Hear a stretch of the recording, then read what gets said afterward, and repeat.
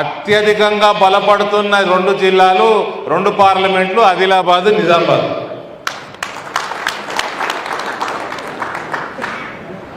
కాబట్టి నేను మీ లెక్క కార్యకర్తనే.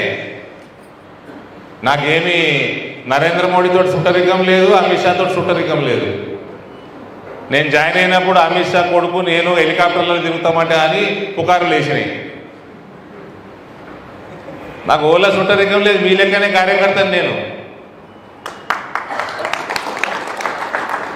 నాకు జాయిన్ అయినప్పుడు నాకు కిషన్ రెడ్డి తెలియదు, దత్తాత్రేయ తెలియదు, డాక్టర్ లక్ష్మణ్ తెలియదు, తెలియదు.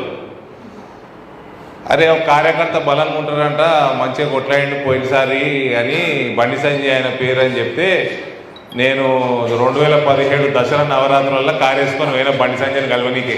ఏం పూజ చేస్తాడు, ఏదో బాగా చెప్తున్నారు యువత, బాగా చెప్తున్నారు బీజేపీలో. సో నేను పోయి కలిసేసి వచ్చిన. ఆయన పూజల ఆ నవరాత్రుల గుడి బయటికి వెళ్ళాడు కదా, నేను పోయి ఒకరోజు సాయంత్రం ఆయనతో 2 గంటలు ఉండి పూజ చేసుకొని వచ్చిన. ఆడికెళ్ళి ఇవాళ కాంగ్రెస్ ప్రభంజనంలో కాంగ్రెస్ని ఆపగలిగే స్థాయికి బీజేపీ పెరిగింది మన పార్లమెంట్.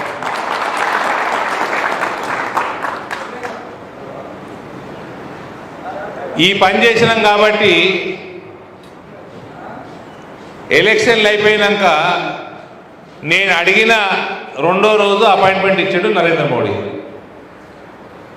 ఆయనకు 3 రాష్ట్రాల ముఖ్యమంత్రులు చేసేది ఉండే, ఉన్న ప్రపంచంలో ఉన్న పంచాయతీలన్నీ ఆయనకే ఉంటాయి. అడగంగానే అపాయింట్మెంట్ వచ్చిందంటే నేను ఒక బలమైన కార్యకర్తని, భారతీయ జనతా పార్టీని తెలంగాణలో 2 అతిపెద్ద పార్లమెంట్లలో మనదొకటి అన్న ఆయనకి మెదడులో ఉన్నదన్నట్టు లెక్క. కాబట్టి కార్యకర్తలు ఏమి కూడా ఇది ఒక ప్రాసెస్. ప్రభుత్వం ఉట్టిగానే రాదు, ప్రభుత్వం ఉట్టిగానే రాదు, అంచెలంచెలనే వస్తుంది ప్రభుత్వం. నేను ఢిల్లీలో ప్రెస్ మీట్ పెట్టి చాలామంది చూసిన, బాగానే వైరల్ అయింది. రానున్న కాలంలో బీజేపీ కాంగ్రెస్ రాష్ట్రం అవుతుంది. కాబట్టి ఏది కూడా మనము బాధపడాల్సిన అవసరం లేదు. కొరుట్లలో ఎన్నడూ లేని విధంగా మనకి 62,000 ఓట్లు వచ్చినాయి.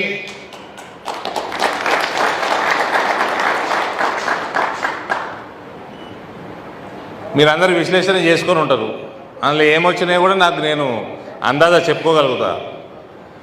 నేను వస్తుంటే ఒక ఆయన మాట్లాడుతున్నాడు, ఎవరో మాట్లాడుతున్నాడు, నేను చూడలేదు. బూత్ స్థాయి దాకా పోయి చేయాలని ఉన్నది, బాగా మాట్లాడుతున్నాడు, వినుకుంటూ వస్తున్నా.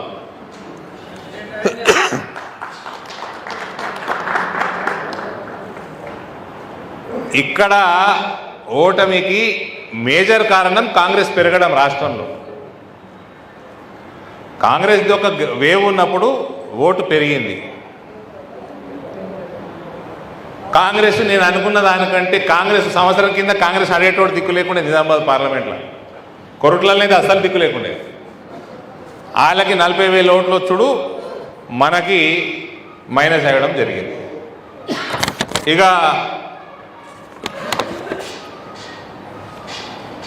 కొందరు సమన్వయం లేదు, ఒక నాయకుడికి ఇంకో నాయకుడు ఈర్ష, గ్రూపులు,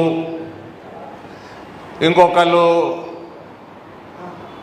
ముస్లింలు అందరూ ఒక దిక్కేసిండ్రు, ఇంకొకళ్ళు మనకు డబ్బులు పంచలేదు. ఇట్లా ఇతర కారణాలు కూడా ఉండొచ్చు.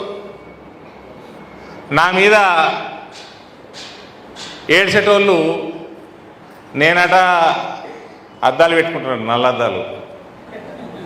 నేను నల్ల అద్దాలు పెట్టుకోబట్టి 20 సంవత్సరాలు అవుతుంది. ఈ మధ్య ఒకటే రకం పెట్టుకుంటున్నా. నా దగ్గర 50 రకాల అద్దాలు ఉంటాయి.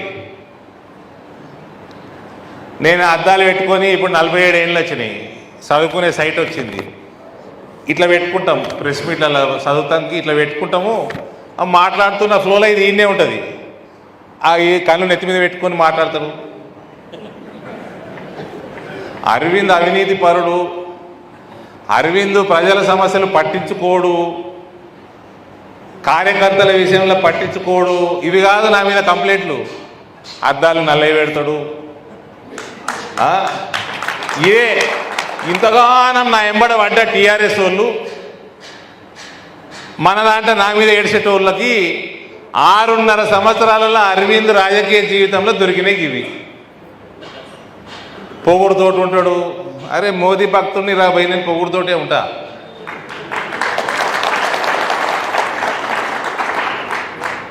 నేను నా కార్యకర్తతో పొగుడుతోటి ఉండే కదా, నా ప్రజలతో పొగుడుతోటి ఉండే కదా. అవతలోనికి పొగురే కనబడుతుంది నా దాంట్లో. నేనే చూపిస్తా పొగురు అవతలోనికి.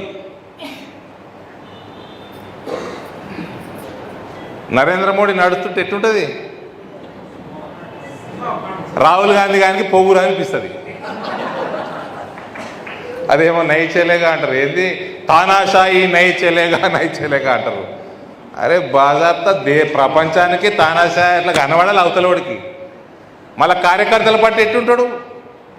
కోవిడ్ సమయంలో డ్రైనేజీలు ఇటువంటి గ్రామాలు నీట్గా పెట్టి కోవిడ్ పాకకుండా చేసిన చిన్న చిన్న కార్మికులతోటి పోయి కింద కూర్చున్నా తీసి బయట పడేసాడు. అవతలని ఘటనే కనబడాలి. మరి ఇక దేశం మొత్తం గెలిచేసిండు మోదీ గారు. దేశం మొత్తం అన్నీ సాఫ్ సఫాయి చేసేసిండు కాంగ్రెస్ పార్టీ. 3 ముఖ్యమంత్రులు అయ్యిండ్రు. ముఖ్యమంత్రులు 3 ఎవరైనరు మీరు గమనించుంటారు కదా. గమనించారు కదా. అందులోకెళ్ళి 3 ఇట్లా వాళ్ళన్న ముఖ్యమంత్రి అవుతాడని ఎవరన్నా ఊహించిండ్రా? నేను పార్టీ జాయిన్ అయినప్పుడు మీ దాంట్లోకి వెళ్ళి చాలా మంది చెప్పారు ఇది కార్యకర్తల పార్టీ అన్నాడు. మీరే అన్నారు నాతోటి. నిజామాబాద్ పార్లమెంట్ మొత్తంలో చాలా మంది ఇది కార్యకర్తల పార్టీ. ఇలా 3 జాగాలలో కార్యకర్తలే ముఖ్యమంత్రులు అయినరు.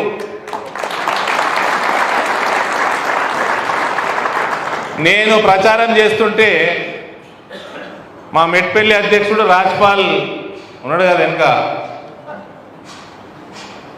బ్రహ్మాండంగా అవగాహనతోటి బ్యూటిఫుల్ స్పీచ్ ఇస్తున్నాడు. కానీ రాజకీయ సిస్టమ్ మారకపోతే రాజ్పాల్ మండల ప్రెసిడెంట్గానే ఓడిపోతావు.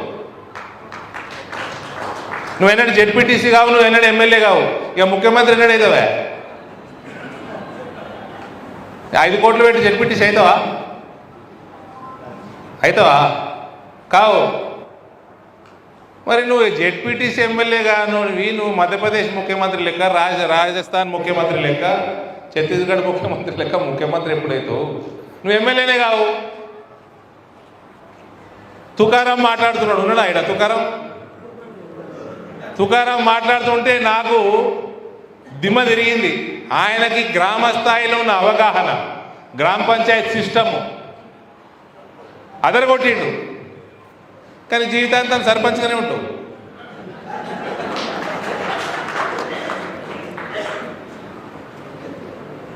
ఎన్నడగా జెడ్పీటీసీగా 5 కోట్లు ఉన్నాయా? ఉంటే చెప్పు.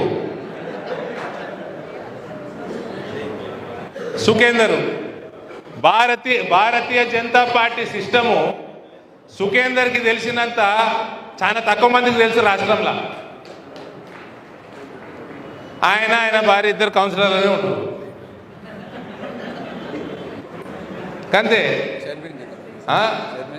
చైర్మన్ చేయాలంటే ఏం చేయాలి? నీ అసలు అన్ని వార్డులలో తయారు చేసుకోవాలి కదా. మరి చేసిర్రా? చేయాలంటే ఏంది? టీఆర్ఎస్ వాడి పైసలు అడ్డం వస్తాయి, కాంగ్రెస్ వాడు పైసలు వంచుతాడు, 1000 కోట్లు 100 కోట్లు. చేస్తావా? ఎన్ని కౌన్సిలర్లు, ఎన్ని వార్డులు ఉన్నాయి? 26. మనిషికో 10 లక్షలు 3 కోట్లు ఇస్తావా? కనీసం అది 10 లక్షలు అయితే ఎట్లా చాయ్ పానికి వెళ్ళిపోతాయి ఈ సిస్టంలో, టీఆర్ఎస్ సిస్టంలో. చేస్తావా? 10 కోట్లు 10 కోట్లు చేస్తావురా అమ్మ? ఇప్పుడు చైర్మన్లు అయినాయి, చైర్మన్ కావాలి 29 28 15 గెలవాలి. 12 కాడ ఆగినారు అనుకో, 5గురికి కొనాలి.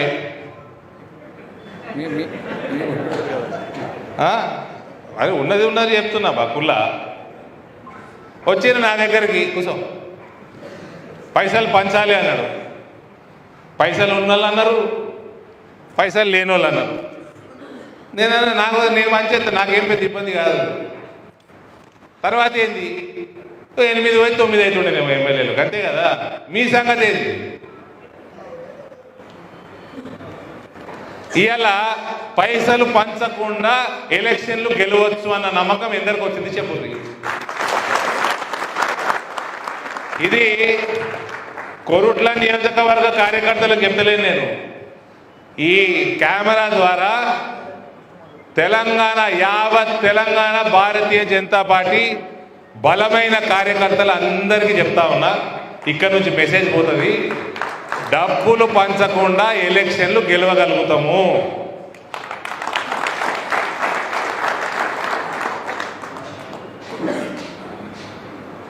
అని రుజువు చేసినాం. ఇవాళ మళ్ళీ చెప్తున్నా, కాంగ్రెస్ రాష్ట్రంలో పెరగకపోతే ఈ ఎలక్షన్